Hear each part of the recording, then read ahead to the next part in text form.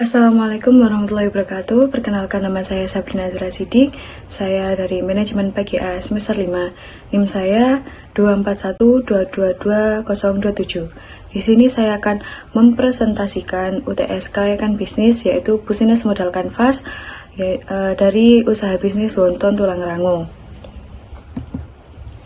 Di sini Canvas model bisnis dari saya, yang pertama ada segmen pelanggan, yang kedua ada nilai proposisi, yang ketiga ada hubungan pelanggan, yang keempat ada saluran, yang kelima ada aliran pendapatan, yang keenam ada aktivitas utama, yang ketujuh ada sumber daya utama, yang kedelapan ada mitra utama, dan yang kesembilan ada struktur biaya.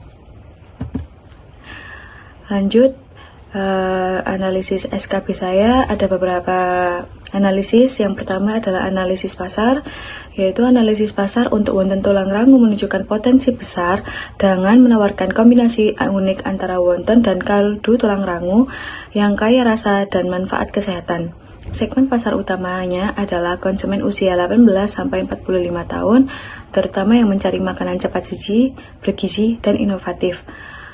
Produk ini dapat menarik pasar menengah ke atas yang peduli kesehatan dan kuliner baru. Persaingan berasal dari restoran yang menjual wonton, bakso, dan sup tulang, namun keunggulan Wonton Tulangrangu terletak pada diferensiasi rasa dan nilai gizi kaldu tulangnya. Saluran distribusi terdapat mencakup outlet di food court, event kuliner, dan platform delivery online seperti GoFood dan GrabFood, serta promosi melalui media sosial dan influencer. Harga yang kompetitif dan menawarkan paket keluarga dapat meningkatkan daya tarik pasar. Potensi pertumbuhan terletak pada pengembangan variasi menu dan peluang franchise. Tantangan utama termasuk persaingan yang ketat, fluktuasi harga bahan baku, dan penerimaan pasar terhadap produk baru. Yang kedua adalah analisis pemasaran. Wonton Tulangrangu menyasar konsumen usia 18-45 tahun yang mencari makanan cepat saji, bergizi, dan inovatif. Produk ini diposisikan sebagai kombinasi unik antara wonton dan kaldu tulang yang sehat. Membedakannya dari makanan cepat saji lainnya dengan strategi harga yang kompetitif dan terjangkau untuk kalangan menengah hingga menengah atas. Usaha ini juga menawarkan paket keluarga untuk menarik pelanggan berkelompok. Promosi difokuskan pada media sosial dan kerjasama dengan influencer kuliner, serta mengikuti event kuliner untuk samping produk. Distribusi dilakukan melalui outlet di food court dan platform delivery. Kedepannya, pengembangan variasi menu dan peluang franchise bisa memperoleh jangkauan besar dengan strategi pemasaran yang tepat. Wonton Tulangrangu berpotensi berkembang pesat di pasar kuliner yang kompetitif. Lanjut, dari analisis manajemen. Manajemen usaha Wonton Tulangrangu akan terdiri dari beberapa posisi kunci yang mendukung operasional bisnis secara efisien. Di puncak struktur, pemilik atau CEO bertanggung jawab atas visi dan arah strategi perusahaan, termasuk pengambilan keputusan penting terkait pengembangan produk dan ekspansi pasar. Di bawahnya terdapat manajer operasional yang mengawasi seluruh proses produksi, mulai dari pembuatan wonton hingga pengolahan kaldu tulang, serta memastikan standar kualitas dan kebersihan terpenuhi.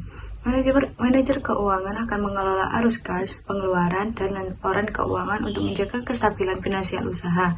Manajer pemasaran bertugas merancang strategi promosi, memanfaatkan media sosial, dan mengolah kerjasama dengan influencer untuk memperkenalkan produk ke pasar yang lebih luas. Lanjut, ada analisis aspek organisasi. Struktur organisasi usaha Wonton Tulangrangu dapat dibagi menjadi beberapa segmen kunci. Di puncak struktur terdapat pemilik atau CEO yang bertanggung jawab atas visi dan strategi perusahaan. Di bawahnya ada manajer operasional yang mengawasi kegiatan harian, termasuk pengolahan produksi dan kualitas makanan. Selanjutnya ada manajer keuangan, bertugas mengelola anggaran, laporan keuangan, dan arus kas. Sementara manajer pemasaran fokus pada strategi pemasaran baik secara online maupun offline, termasuk kampanye, promosi, dan kerjasama dengan influencer. Untuk selanjutnya ada analisis legal. Dalam segmen legal, usaha Wonton Tulangrangu perlu memperhatikan beberapa hal penting, yaitu badan hukum, memilih untuk perusahaan seperti CV atau PT untuk perlindungan hukum dan kemudahan administrasi, ya. Terus ada izin usaha, mengurus SIUP, TDP, dan izin terkait pangan seperti PIRT atau BPOM. Perlindungan merek mendaftarkan merek dagang untuk melindungi nama dan logo usaha, perjanjian kerja, menyusun kontrak kerja yang sesuai dengan Undang-Undang Ketenagakerjaan, pajak, mendaftarkan NPWP dan mematuhi kewajiban pajak termasuk PPN jika diperlukan, keamanan pangan, memastikan produk memenuhi standar keamanan pangan sesuai regulasi BPOM. Lanjut, adakan analisis keuangan modal awal. Modal awal untuk memulai usaha untuk tulang rangu diperkirakan sekitar 50 juta sampai 70 juta yang mencakup biaya peralatan dapur, bahan baku awal, sewa lokasi, perizinan, biaya pemasaran, dengan harga jual sekitar 25.000 sampai 35.000 per porsi dan menjual awal 50 sampai 100 porsi per hari.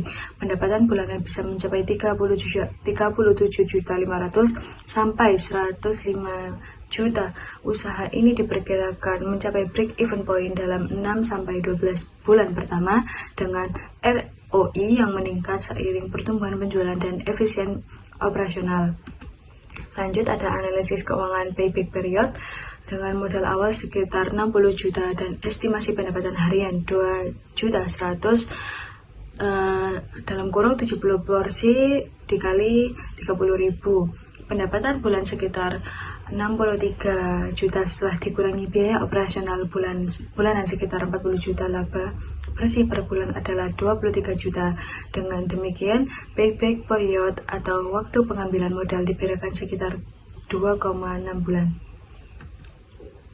Lanjut, ada analisis keuangan BIP, biaya tetap bulanan yang mencakup sewa tempat, gaji karyawan, dan biaya operasional lainnya diperkirakan sekitar 30 juta. Sementara itu, biaya variabel per porsi yang terdiri dari bahan baku diperkirakan sekitar 15.000 per porsi dengan harga jual per porsi 30.000 BIP.